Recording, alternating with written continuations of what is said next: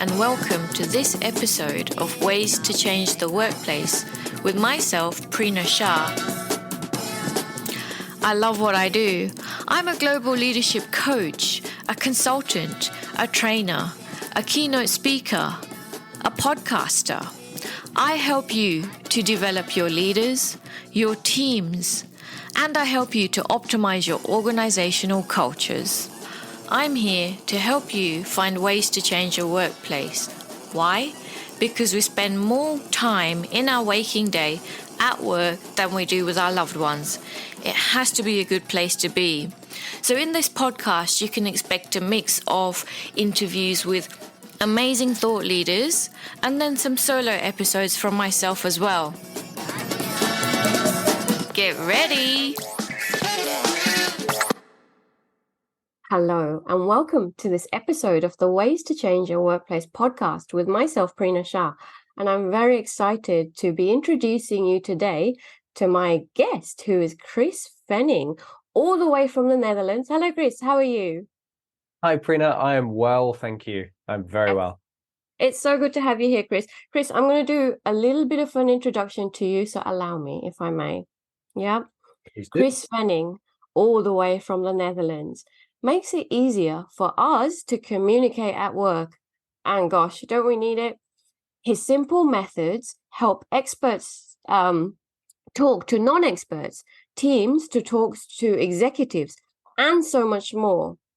Chris's practical methods are used in organizations like Google and NATO and have appeared in the Harvard Business Review. Chris is also the author of multiple award-winning books that have been translated into 15 languages. So I'll put all of Chris's details in the show notes. And for people who are watching this conversation on YouTube, all of Chris's books are back there, Chris. But Chris, we're going to be talking about, I really want to pick your brain about how bad meetings in the workplace are our fault. But before we even get into that, Chris, I want to ask you this big question. What do you do and why do you do it, Chris? Well, yes, and bad meetings are our fault. I'm really looking forward to explaining why, and hopefully in a positive way for everyone who is listening, that it's not a Debbie Downer situation here. So what do I do and why do I do it? If you know anybody at work who can't communicate as well as they should or need to, I help those people communicate better. And as you've said, that could be someone who struggles to communicate with an executive, an expert who struggles to get their message across to another team that they have to work with. In all of those situations, I provide practical, simple methods and frameworks that help people get their message across. Beautiful. And so succinctly said, Chris. Chris, with a lot of the work that I do and a lot of the misunderstandings I come across in, helping teams to become even better, the number one issue I can pinpoint, I'd say probably 70-80% of the time, miscommunication.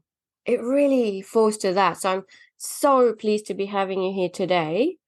The use of our time at work, Chris, is often not efficient due to meeting overload. So let's get into it. Why is that in your expert opinion? What's happening here, Chris? Well, one of the reasons this happens is it's easy to blame other people. Often if there's bad meetings, we will say they don't prepare, or there's meeting overload because they arrange useless meetings. And a lot of our impression is it's their fault.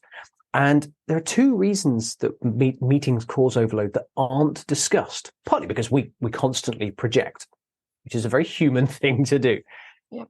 One reason that we do this is we're not trained to have and run effective meetings. We're just expected that we'll do it well. So we turn up at work out of graduation or straight from school, if that's the path that people have taken, and we're expected to know how to communicate and know how to run meetings. And the second thing is we believe that the success of a meeting is someone else's responsibility, particularly the responsibility of the person running it. Yeah. Or if you're the one running the meeting and it goes badly, you think it's the responsibility of the participants. And in fact, it's all of our responsibilities. Whether or not we are the leader of a meeting, whether we are a bit player and we've just been invited and we're sitting on the edges, every one of us can and should take responsibility for making meetings as effective as they can be. Okay, Chris, I'm gonna step back a little bit even. From your expert opinion, and I love the fact that you said that we're not even trained to hold meetings well, but forget that, we aren't even trained on the basics of communication skills, which relate to the workplace. So stepping back altogether, and this whole concept of, meetings from a societal perspective, and life perspective, meetings are not really the norm, generally speaking. I'm just thinking from a family perspective. If there's a family meeting held, it's like, oh, something's happening here, something big. Oh yeah, yes, yeah. The idea of a family meeting, and right? something Yes. significant. You might be hoping you're going to Disneyland, but actually, we all know it's a bad thing. Exactly. So stepping back from that, societal or philosophical perspective, imposing meetings within the workplace in order to use our time effectively, best of intentions, right? Mm-hmm. What are your thoughts on that? I've just dropped an idea. That's okay. You're right, we're not trained or taught. And but I mean that in both an academic way, we don't go through school and have lessons about meetings, and we don't really have lessons about communicating in a general sense. And we're also trained through our entire lives to interact socially. Yes. Because everything we do forms our habits, informs our actions or intentions and the techniques that we use. And from a very young age, in fact, from when we're born, we learn by observing the people around us in social situations. Yes. We then learn through school, which is a very artificial environment where you're sitting and receiving information. Yes, there are different ways of schooling, but the majority of it is still by rote. So you receive information and then you give it back when you're asked questions. There's very little free-flowing communication. So you've either got social or incredibly structured, but not like work. And then we get thrust into a workplace where we actually have quite a lot of power to be able to organize these meetings and pull people together, either using positional authority or using the authority that comes with, I'm working on this big project, so use the project authority to bring people in and have these meetings. And we're just not equipped for it because it's so unlike 99% or more of our experience in life up to that point. Yeah, absolutely. So, and Chris, that completely takes me back to my first ever graduate job, which was in the UK, British Telecom. Amazing experience on a graduate program. And it was across different parts of HR, which was, the best learning. And I had one manager who was very out there, and I'm a thinker, I need to take my time and digest information. And I was in many meetings with her and the whole team. Now, I remember once she pulled me aside and she said to me, Prina, you don't really contribute to meetings. And my response to her was, well, I need to think about stuff. I can't just bleh, there and then. That was, 20-something-year-old Prina. I've learned to freestyle and work on the go now. But people need different ways of processing information as well. And meetings are very generic and I'm really generalizing here, Chris, correct me if I'm wrong. Meetings from a workplace perspective are very generalized to the quick thinker or the extrovert, let's say. Yes, they are. Meetings that aren't planned for a variety of different ways of thinking fall exactly into the category that you just described. And that one of the things we can do about that, if I can take a moment to give a possible solution and give some hope to people out there, one of the things we can do is whenever we are planning a meeting, we need to think about the general topic, the purpose of the meeting, and then the specific output that it will produce. Yeah. And for example, let's say we're facing an issue on a particular piece of work that you and I are doing, Prina, and I want us to get together with our teams. The purpose is to come up with 4 or 5 different solutions to this problem. And the output will be a list of 4 or 5 different solutions. Yeah. So we know exactly what that meeting is going to be about. I then need to communicate that to you and all the attendees.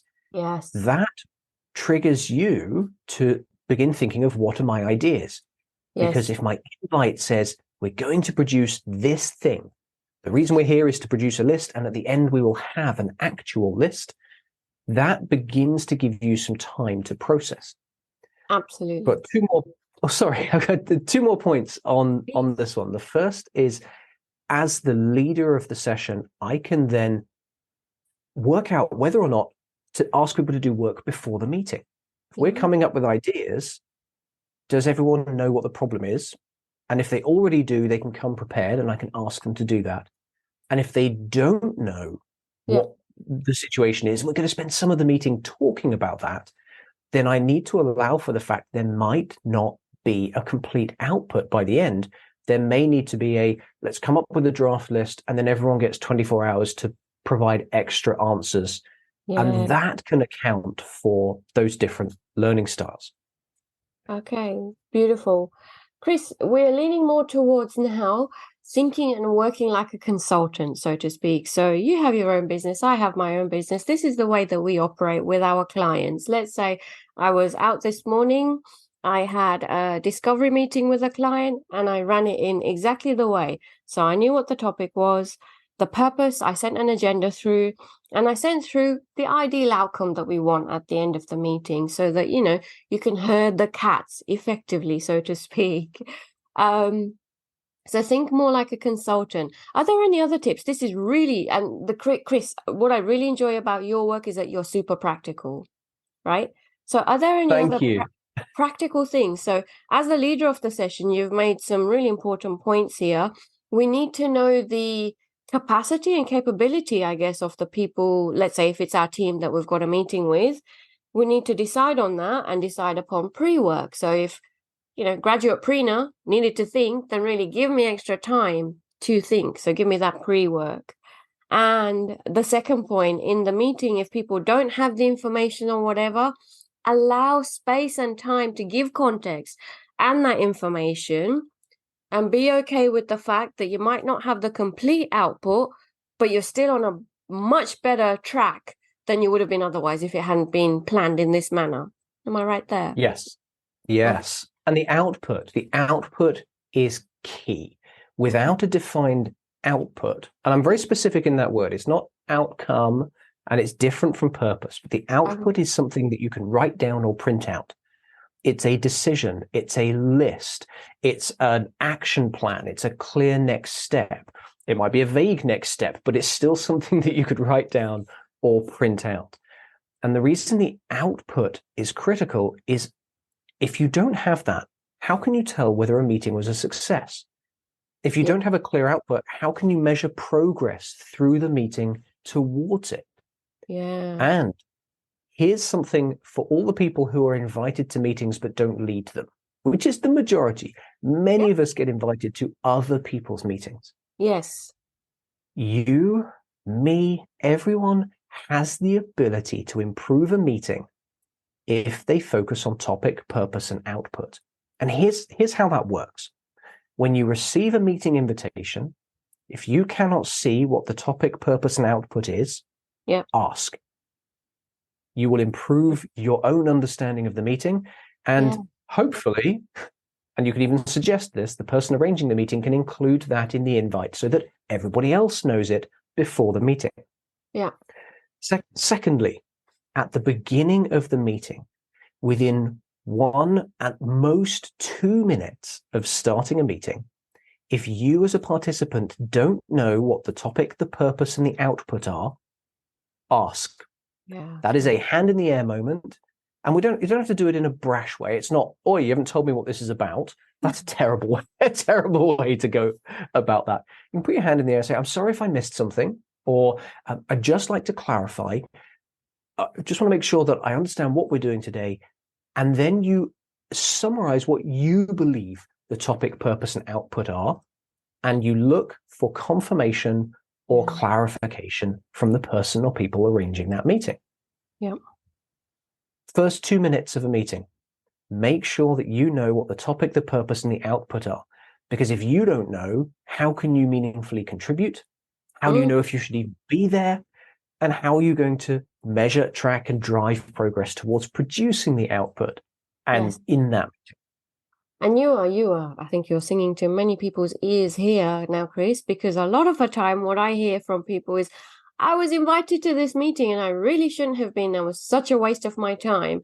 So by asking topic, purpose, and output, ideally beforehand if you can, wonderful. But within the first 2 minutes even, then you can kind of self-eliminate. If you don't need to be there as well, you can politely exit through the gift shop, so to speak. Exactly. Yeah. I love that. Yes. And that is something that we are responsible and accountable for. We can self-eliminate. Yeah. Now, we do have to make a comment that, yes, it can be uncomfortable. There's power plays when my boss invited me and so on. Yeah. If you get the topic, purpose, and output, and then you think, well, I don't contribute to this at all, that is not the time to just get up and walk out of the room or turn your camera off or disengage. It is the time to ask a question. Yes. Because someone invited you to that meeting. They may have, I would hope, they may have a very good reason for including you. So again, you say, great, thank you. Now I understand what we're trying to achieve today. I'm not sure how I can contribute. Can you clarify what you need or would like from me today? Because if I can't contribute, then I can go and do something else, and I won't be dragging down the meeting, or it won't be inefficient use of our time. So can you just clarify what it is that you're hoping or looking to get from me? Okay. And if the person who's arranged the meeting has done it properly, they should be able to say, yeah, absolutely, Prina, you're here because you have a lot of HR experience. Our team doesn't. I know that you're not working directly in HR at the moment, but we really need your advice on this. So we're going to explain the situation and hopefully draw on your expertise. So now we know why you're included. Yeah. And if the answer is, you're in this team and you're connected to the work, if someone can't give you a clear reason for what you're going to produce, you should be able to ask to self-eliminate. Yeah. Yes, company culture, power plays, all sorts of other things come in. Yeah. Personal confidence may stop you doing that. Yeah. But if you can stick to the fact and say, I don't see how I contribute to this output, my time is better spent elsewhere. Do you mind if I leave? The person could always say no. Yeah. No, please stay. This is something you need to know about, but at least you'll get to a better point of understanding. Yeah, and that resentment won't be there. That resentment of wasted time is quite something, isn't it, Chris? Now, yes, I know you do lots of work, and I know you help many an organization become even better. Are there any unconventional approaches that you've seen companies take to address these meetings and, the busy culture issues? And what were the results? If you can share, please. Yes, there's an interesting. I find it interesting. Hopefully you and anyone listening to this does as well. At the beginning of 2023, Spotify, the online company, eliminated all meetings. Oh. All meetings that were more than a one-to-one were removed from the calendars. And it was a blanket ban on meetings, and it was something like 300,000 hours worth of meetings that were scheduled in were all taken out of the calendars. And then they had a series of rules where there was a strict limit on the number of people who could attend a meeting, and if there was a meeting over a certain size, it could only happen, I think it was on a Thursday morning. So very rigid rules. And there was quite a lot in the press about this. It made some of the national newspapers around the world. It was on Huffington Post, Fast Company, or the websites that provide information about business practices. And it was quite a big buzz around this great move. And then nothing since then. And there's not been any follow-up that I've been able to find describing what a success it was. Okay. Or what a failure it was. Yes. And what I've been able to glean from looking at some employees' personal blogs, people have their own Substacks, their own blogs, people talk, they put comments on Glassdoor, is it seems as though meetings begun to creep back in. Right. Partly because it's human nature. Yeah. And then you make this exception of, I just need to get these 4 people together because we have to do this thing and it makes sense in this moment. But for the rest of the time, I'll abide by the rule. And then I imagine, and it's purely supposition on my part. I imagine they've crept back into something like a more normal meeting culture. Right. And part of the reason for that is, this happens with most initiatives that are big. There's a lot of emphasis up front on change, and then we slide into old habits. Yeah. And I'd love to hear from anyone who's at Shopify. And if someone comes up and says, no, we still have no meetings, it's the biggest success, I will write about that. I will promote that. I would love to learn more about that. Amazing. And can I just say to our audience who are listening, if they're doing something completely different, please get in touch with Chris and share the love. Share with Chris what you are doing, which is different. Chris, I want to share with you. So in workplaces that I've worked in the past, or, places that I've helped to deal with this busyness culture aspect, especially, they've implemented different things. So instead of a traditional meeting where, you sit at a desk and, there's that power play, isn't there? You're in front of me, I'm, in front of you as well, right? Who's the bigger person? Who's sitting at the head of the table? Who's at the edges? You got it. Exactly. Go for a walk and discuss what you need to, that's a good alternative. And, from a psychological perspective, especially eye contact, you're both at that same level, you're walking together. So there's stuff that's been proven about eye contact. You don't have as much eye contact. So sometimes it's often easier for certain personalities to walk and talk, and often, when you're walking, you have so many new ideas that pop up as well. So it's a creative thing often for people also. Chris, some organizations, instead of meetings, what they'll do is a daily stand-up. So 15 minutes, what's on the cards for today? We're good, off you go. But it's a check-in nonetheless. So there's a meeting, yes, but it's a stand-up, and we're quick and dirty, and off we go on our merry way and do whatever we need to for the day. I've got some clients that I work with that I don't meet with whatsoever, Chris, and that is heavily based on trust.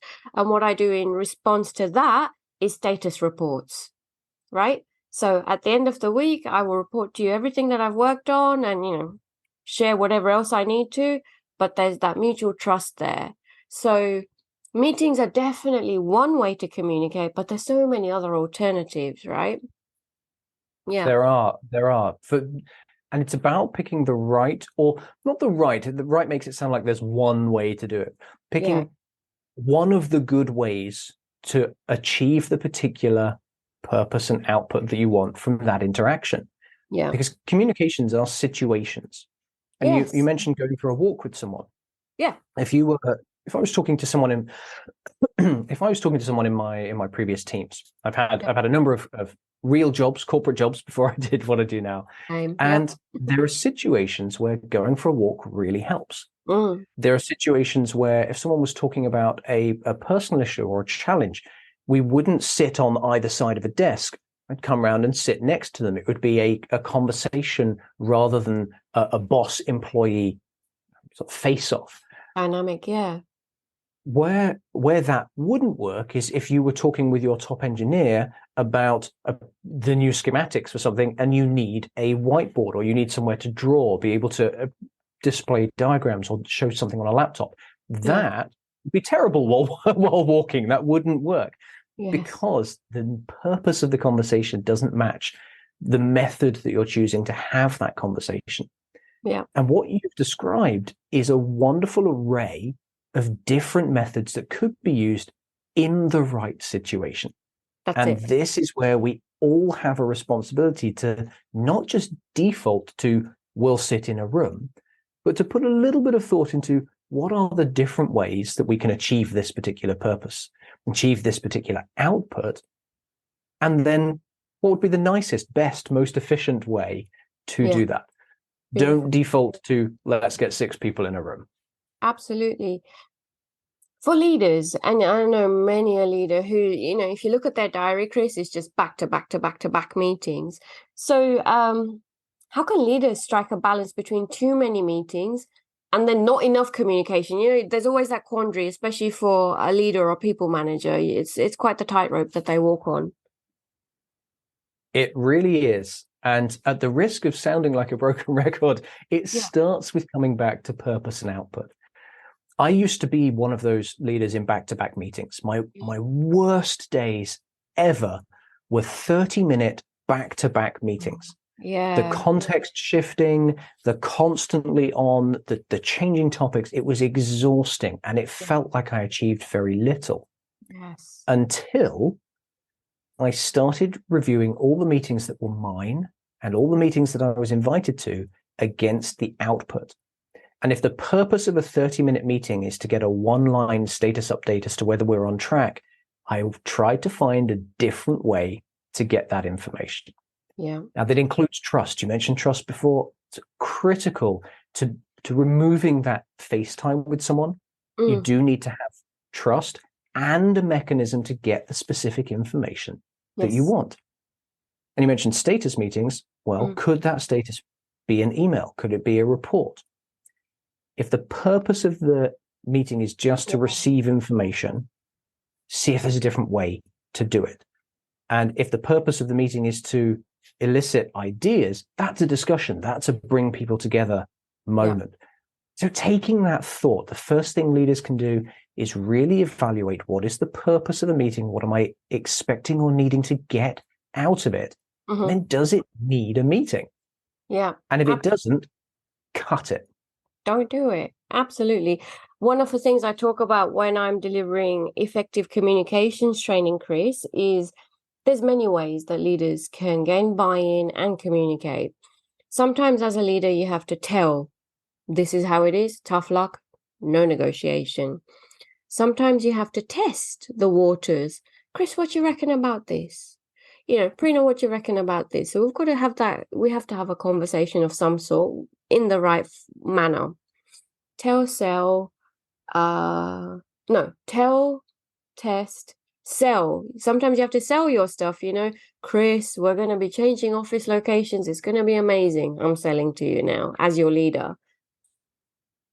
And then there's consult. Sometimes you do have to consult. And that was that example that you gave earlier. No, Prina, you're not specifically, an expert in this topic, but we need your HR brain, let's say. That's why we want you here. And then the last one, sometimes we have to co-create. And, in a workplace, collaboration, breaking silos, that's what we're all about. So then when we have to co-create, that's when minds have to meet more so. But that's when we can get creative, and it need not be a traditional meeting as well. So there's various ways in, the way that a leader can get their message across, like you're saying, but choose the right medium. Absolutely. Absolutely. And may I add something to that? Please. If anyone's listening and wondering, well, when should it be face-to-face and when should it be email or something else? Exactly. I have some guidelines that might help. Okay. And it's the more impactful, so the greater the impact or the greater the emotion, the more face-to-face it should be. Yeah. So if I'm telling my team they can all have Friday afternoon off, I can send that in an email. Yes, it would be nice to gather everyone together and make a big deal out of it, but that's hey everyone, you get Friday afternoon off.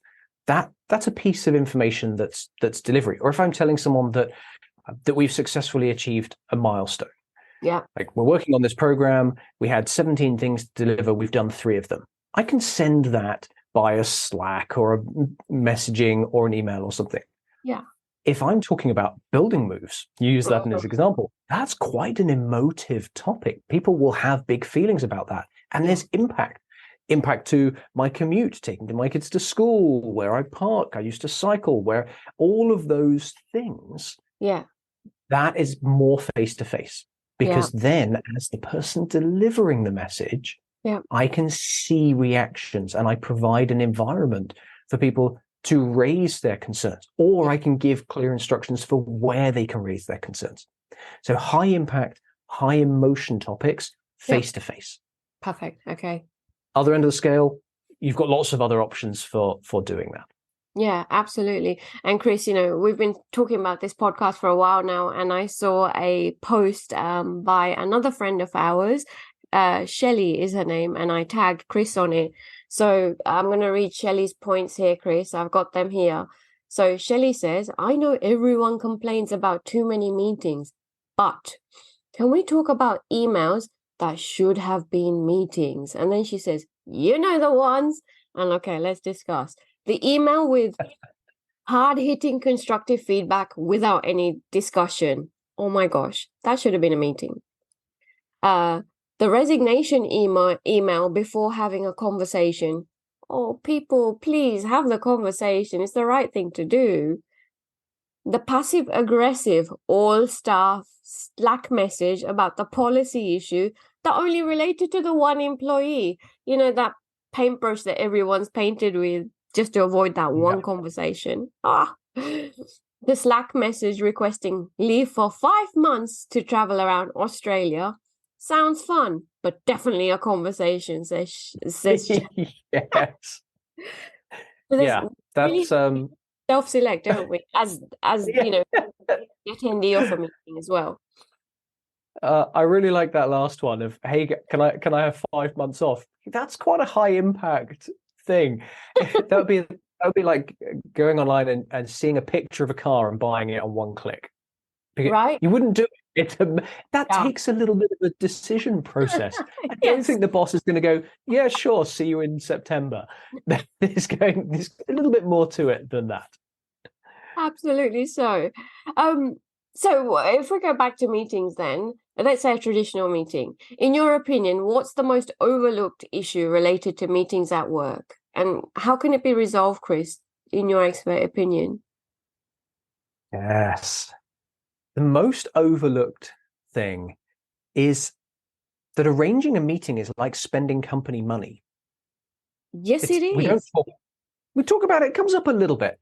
And it's a free-for-all. Yeah. How many companies would give every employee a credit card with a $5,000 spend limit and no oversight, and they could just spend that much each month? I don't know any companies that are that free. No. And yet we give every person the right to invite as many people as they want to a meeting, which is spending company money. It's time. The old time is money statement, but people's time has value that would be otherwise spent on other things. You wouldn't give everyone a credit card, but we give everyone the right to spend money on meetings. So that's the problem. Yes. I can take a moment to process that, and then I'll talk about the solution. But what do you think about that as a problem? I think that's a brilliant problem to pose, because when we look at it in this manner, Chris, it's like, shit, how am I using my time? It really gets me to reflect if I was still working in the corporate world and, you know, my busy days, really, it was not worth my time in that respect. You know, so, you know, I mean, we're talking about the rise of the knowledge worker as well. And the knowledge worker needs to use their brain. We don't often effectively use our brains in meetings. It's that deep thinking work that we need to do. So when you're talking about arranging a meeting is like using the company's money, it takes me to that. Is it an effective use of time? So I think anyone takes anything away from this conversation, really have a conversation about this. Arranging a meeting is like using the company's money. Let's use it effectively. Absolutely. And so the solution, I've got a soundbite solution that sounds really simple. And it's make sure the right people are in the room for no longer than they need to be. That's the what. It's easy to say and it rolls off the tongue, but the how is the hard bit. And for the how, I'm not saying we need to add bureaucracy. I'm not saying we need a huge approvals process like we have for company spending. Often that is too restrictive. But what we do need is training, support, guidance over the long term for people to understand and be educated, not because they've done, but because we've never been told this stuff. Be educated and find the right balance for meetings for the organization. And every company can have a different level of need for meetings, a different level of collaboration, a different level of trust within the organization, and so on. But the long-term solution is slow, gradual change, and slow is okay. Gradual change through training and support to enable people to understand what a great meeting looks like, what an effective meeting looks like. And that is the future that we then move towards. Beautiful, Chris. This is such a missing piece. From you say, you know, at university level, we're not even taught. Topic, purpose, and output are the three key elements that you've repeated through this conversation. So there's so much that we need to learn, especially in relation to, let's say, if we're leading a meeting, the kind of conversations that we need to have to ensure that the meeting goes on the right track, the kind of notes that we want to capture, the big open questions that we should be asking. This is just mammoth once you start to delve deeper into this. And I know you help many people in this manner as well, Chris. Are there any other extra tips that you wish to share at this point? There's one that will help with anyone who's sat in a meeting and thinking, this isn't going in the direction we were expecting. We're not going to achieve what we needed, or it's taken a turn. Okay. And the tip is this: keep an eye out for the points where conversations will move in natural directions.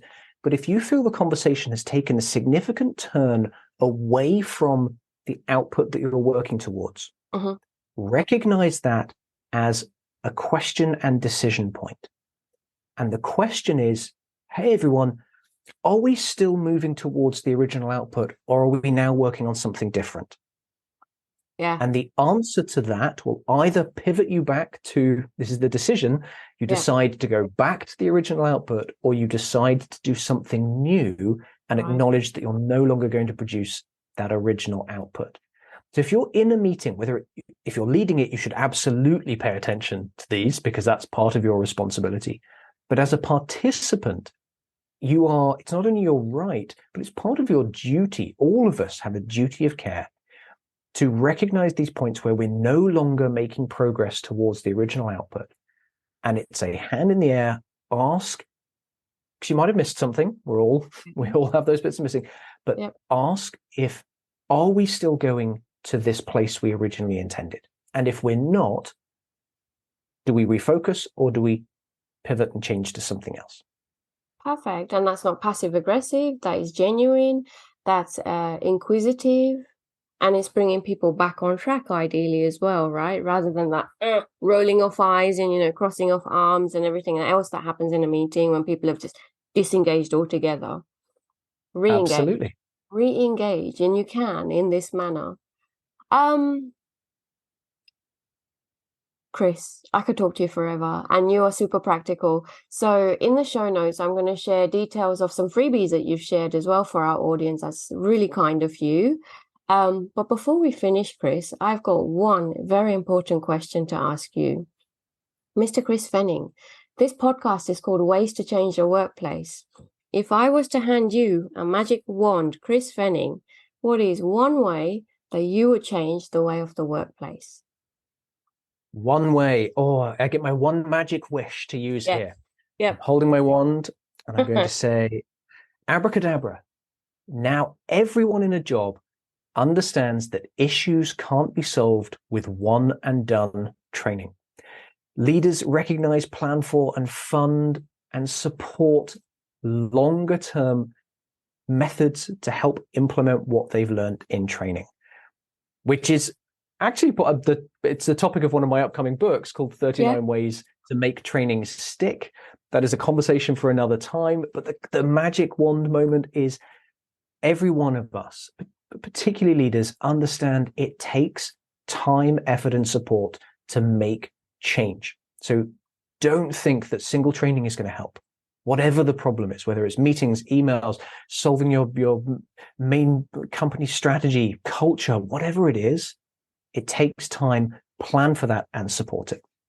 Okay, we're going to be talking again, Chris, at another time about exactly this other topic. One and done training. I love that statement itself. That just has so many issues and so many expectations with it that end up as failures because we've just put too much of a fix-it mentality on. Chris will go to that training and everything will be hunky-dory after that. No. It doesn't work. Human behavior change. No, you're talking to human behavior change. Okay, confirmed. Chris is going to come back to the podcast to talk about something else. But Chris, for today, I cannot thank you enough. Thank you so, so much. Oh, Prina, it's been a real pleasure to be here. Thank you very much. Sign up to my newsletter, which is detailed in the show notes, if you stand against crappy cultures, lousy leaders, and toxic teams. and I'll see you in the next episode.